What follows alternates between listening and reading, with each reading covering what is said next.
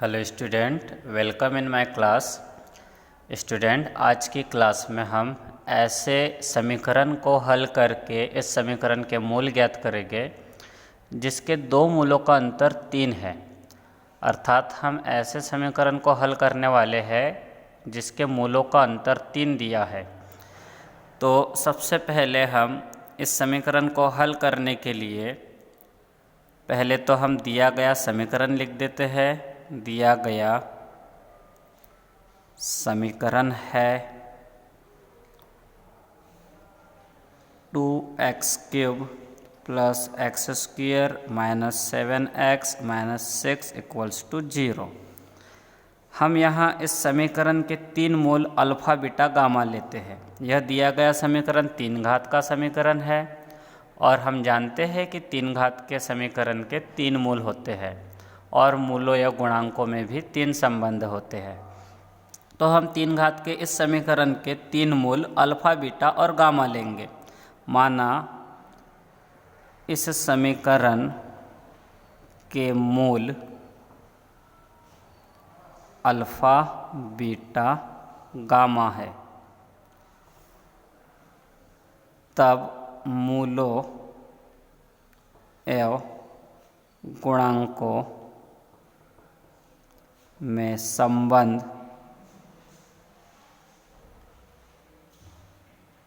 निम्न होगा।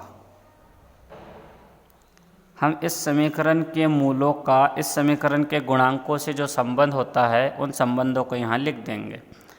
3 घात के समीकरण के 3 मूल होते हैं और समीकरण के मूलों और गुणांकों के बीच 3 संबंध होते हैं। हम यहाँ वो तीनों संबंध लिख देते हैं। पहला संबंध सभी मूलों का योगफल होता है। तो पहले संबंध में सभी मूलों का योगफल लिख दिया हमने। हमारे 3 मूल अल्फ़ा बीटा गामा थे, तो ये 3 मूलों के योगफल लिख दिए हमने, alpha plus beta plus gamma. और इस योगफल का मान, मतलब इस पहले संबंध का मान -b/a होता है। b जो होता है वह x² का गुणांक होता है जो कि यहाँ पर 1 है, और a x³ का गुणांक होता है जो कि यहाँ 2 है। तो यहाँ हमें -b/a लिखना है, मतलब -1/2 लिखना होगा हमें। सभी मूलों का योगफल इक्वल्स टू होता है -x² का गुणांक अपॉन x³ का गुणांक। x² का गुणांक b कहलाता है, x³ का गुणांक a। तो यहाँ पर -b/a मतलब -1/2 होगा। ये अपना समीकरण 1। अब हमें दूसरे संबंध में प्रत्येक 2 मूलों के गुणनफल का योग लिखना होता है। तो यहाँ हमने पहला और दूसरा मूल लिख दिया, पहले दूसरे मूल का गुणनफल, दूसरे और तीसरे मूल का गुणनफल, और पहले और तीसरे मूल का गुणनफल लिख दिया। इस प्रकार हमने प्रत्येक 2 मूलों के गुणनफल का यहाँ योग लिख दिया। और प्रत्येक 2 मूलों के गुणनफल का योग जो होता है वह c/a होता है। c x का गुणांक होता है जो कि यहाँ -7 है, और अपॉन में a लिखना है जो कि x³ का गुणांक होता है, यहाँ x³ का गुणांक 2 है। ये समीकरण 2 होगा।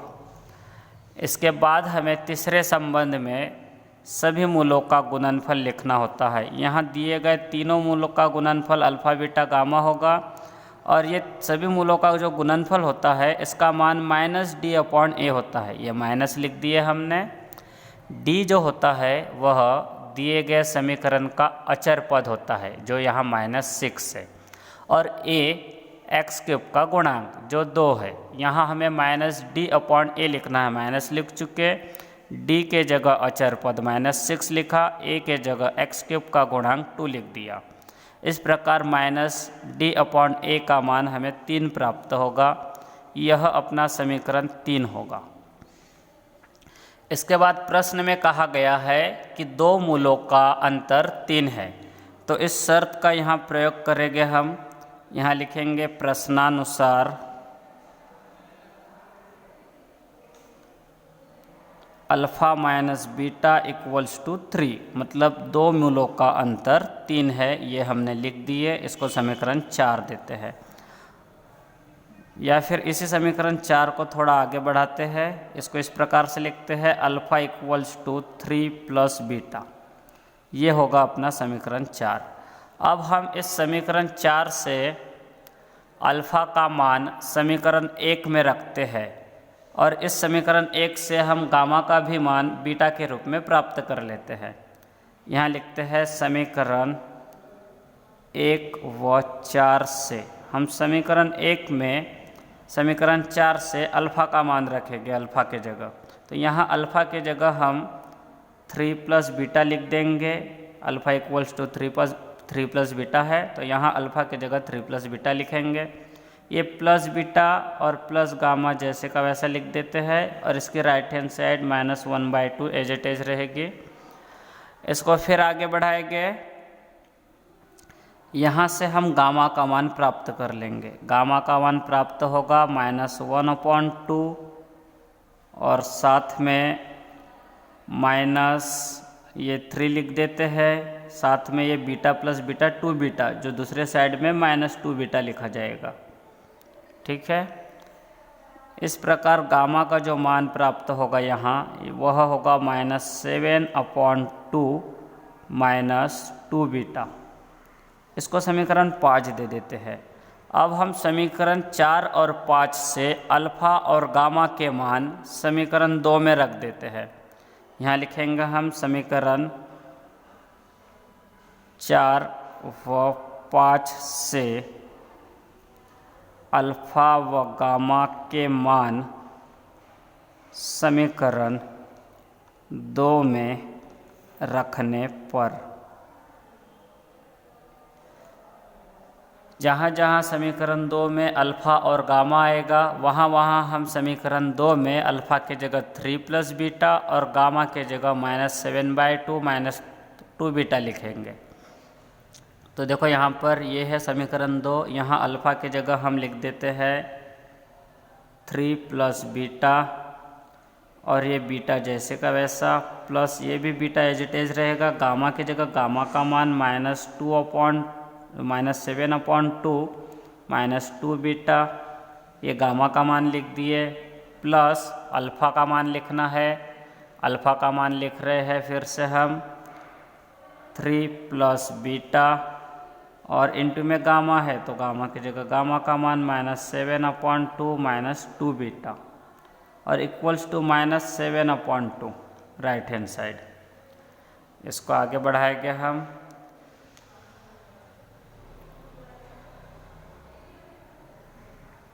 देखो अगली स्टेप यहाँ लिख रहे हैं, इस बीटा का अंदर ब्रैकेट के अंदर मल्टीप्लाई कर देते हैं। 3 इंटू बीटा होगा 3 beta plus beta into beta beta square. इस बीटा का भी इस ब्रैकेट के अंदर मल्टीप्लाई करेंगे तो मिलेगा हमें -7/2 बीटा -2 बीटा स्क्वायर। फिर यहाँ पर इन दोनों ब्रैकेट का मल्टीप्लाई कर देते हैं। 3 का मल्टीप्लाई करेंगे पहले सेकंड ब्रैकेट के दोनों टर्म के साथ। 3 का मल्टीप्लाई हम पहले पद के साथ करेंगे तो मिलेगा -21/2। फिर 3 का गुणा -2 बीटा से करेंगे -6 बीटा मिलेगा। फिर बीटा का गुणा -7/2 से करेंगे तो -7/2 बीटा मिलेगा। फिर बीटा का गुणा -2 बीटा से करेंगे तो -2 बीटा स्क्वायर मिलेगा और राइट हैंड साइड -7/2। इसके बाद हम सबसे पहले अगले स्टेप में बीटा स्क्वायर वाले पदों को लिखेंगे। ये beta square -2 beta square -2 beta square, ये -2 beta square -2 beta square -4 beta square होगा। ये -4 beta square plus beta square -3 beta square. इसको लिख देते हैं हम यहाँ -3 बीटा स्क्वायर। अब हम बीटा वाले पद देख लेते हैं। इसमें ये 3 बीटा -7/2 बीटा -6 बीटा -7/2 बीटा। यहाँ देखो -7/2 बीटा -7/2 बीटा, ये -14/2 बीटा होगा। -14/2 बीटा मतलब -7 बीटा, ये -7 बीटा और ये -6 beta -13 beta -13 beta plus 3 beta -10 beta होगा। तो ये बीटा का कैलकुलेशन हो चुका। बीटा का कैलकुलेशन -10 बीटा है। इसको लिख दिए हमने अब इसके बाद ये -10 बीटा लिख दिए। अब हम इसके बाद अचर पद देखते हैं। यहाँ देखो अचर पद -21/2 और राइट हैंड साइड में -7/2 है, जो इस साइड में आने पर +7/2 होगा, तो -21/2 + 7/2 ये होगा -14/2। -14/2 मतलब 7, -7 लिख देंगे इसको और = 0। इसके बाद हम इस समीकरण में माइनस से मल्टीप्लाई कर देंगे, जिससे कि इस समीकरण की माइनस वाली टर्म प्लस होगी और प्लस वाली टर्म माइनस। तो यहाँ हमने माइनस का मल्टीप्लाई कर दिया और मल्टीप्लाई करने के बाद हमने माइनस वाले पदों को प्लस में लिखा, प्लस वाले पदों को माइनस में। इस प्रकार हमें नया समीकरण ये प्राप्त हुआ है। अब इसको हम सूत्र विधि से हल करते हैं। यहाँ जो समीकरण प्राप्त हुआ है वह बीटा में एक वर्ग समीकरण है और वर्ग समीकरण को हल करने की सूत्र विधि लिखते हैं हम यहाँ बीटा = -b ± √b² -4ac। यहाँ a बीटा स्क्वायर का गुणांक होगा और c अचर पद, और अपॉन में टॉइस a लिखना होता है। ये 2 × a मतलब 3 है। यहाँ इसको आगे बढ़ाएंगे। बीटा = -10 ± √10 का स्क्वायर 100 माइनस ये 4 × 7 28 होगा, 28 × 3 84।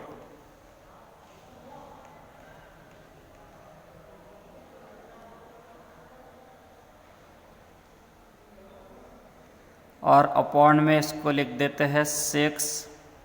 यहाँ से बीटा का मान प्राप्त होगा -10 ± √16 और अपॉन में 6।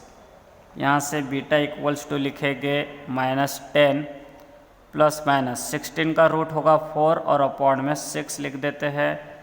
बीटा = होगा -10 + 4/6 और दूसरी वैल्यू बीटा की -10 - 4/6। बीटा = यहाँ ये -6/6 -1 होगा, या ये होगा -14/6 मतलब -7/3। इस प्रकार यहाँ बीटा के दो मान प्राप्त हो गए। इन दो मानों में से कोई एक मान दिए गए समीकरण का मूल होगा। तो देखते हैं कि अब दिए गए समीकरण का मूल कौन सा है। तो हम देखो पता लगाते हैं अब कि बीटा का कौन सा मान दिए गए समीकरण का मूल है। ध्यान रहे, बीटा का वह मान दिए गए समीकरण का मूल होगा जो दिए गए समीकरण को संतुष्ट करेगा। यहाँ हम अगर दिए गए समीकरण में x के जगह -7/3 रख कर देखें तो दिया गया समीकरण संतुष्ट नहीं होगा। आप लोग रख के देख लेना, आप लोग पाओगे कि लेफ्ट हैंड साइड में x के जगह -7/3 रखने पर इसके राइट हैंड साइड 0 नहीं मिलती है। इसका मतलब -7/3 से यह समीकरण संतुष्ट नहीं होता है। लेकिन जब आप लेफ्ट हैंड साइड में x के जगह -1 रखोगे तो राइट हैंड साइड 0 मिलेगी, मतलब यह समीकरण -1 से संतुष्ट होता है। यह समीकरण -1 से संतुष्ट होता है, -7/3 से संतुष्ट नहीं होता है, इसलिए -7/3 इस समीकरण का मूल नहीं होगा। इस समीकरण का मूल -1 होगा क्योंकि समीकरण -1 से संतुष्ट होता है। तो यहाँ हम लिख देते हैं, आप लोग चेक करके देख लेना कि समीकरण -7/3 से संतुष्ट होता है कि नहीं। चेक करने पर आप लोग पाओगे कि समीकरण -7/3 से संतुष्ट नहीं होता है। तो चूंकि दिया गया समीकरण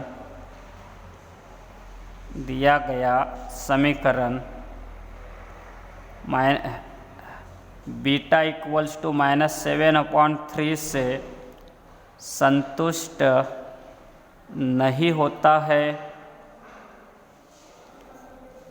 अतः यहाँ बीटा का मान -7/3 होना संभव नहीं है। जब बीटा का मान -7/3 नहीं होगा तो फिर क्या होगा, बीटा का मान यहाँ -1। बीटा का मान जो है, यह बीटा का मान हम समीकरण 4 और 5 में रखकर अल्फा और गामा का मान प्राप्त कर लेंगे। तो देखो यहाँ पर समीकरण 4 में हम बीटा के जगह बीटा का मान रख देते हैं। यहाँ लिखेंगे समीकरण 4 में, या समीकरण 4 व 5 में, यहाँ लिख रहे हैं हम समीकरण 4 व 5 में बीटा का मान रखने पर सबसे पहले बीटा का मान -1 हम समीकरण 4 में रखेंगे। ये है हमारा समीकरण 4। जब यहाँ हम बीटा के जगह बीटा का मान -1 रखेंगे तो अल्फ़ा का मान 3 - 1 2 प्राप्त होगा। उसको लिख देते हैं अल्फ़ा = 3 - 1 = 2। इसी प्रकार हम समीकरण 5 में भी बीटा का मान रख देते हैं। ये अपना समीकरण 5 है। इस समीकरण 5 में हम बीटा का मान रखेंगे, जिससे हमें गामा का मान प्राप्त होगा। गामा = -7/2 -2 और बीटा का मान -1 लिख दिए, तो ये प्राप्त होगा -7/2 + 2। मतलब यहाँ गामा का मान हमें मिलेगा -3/2। ये अल्फ़ा बीटा गामा के मान प्राप्त हो चुके हैं। अल्फ़ा बीटा गामा के मान अपने दिए गए समीकरण के अभिष्ट मूल है। तो हम यहाँ एक लाइन में लिख देते हैं तीनों मूलों को। यहाँ लिख देंगे अतः दिए गए समीकरण के अभिष्ट मूल है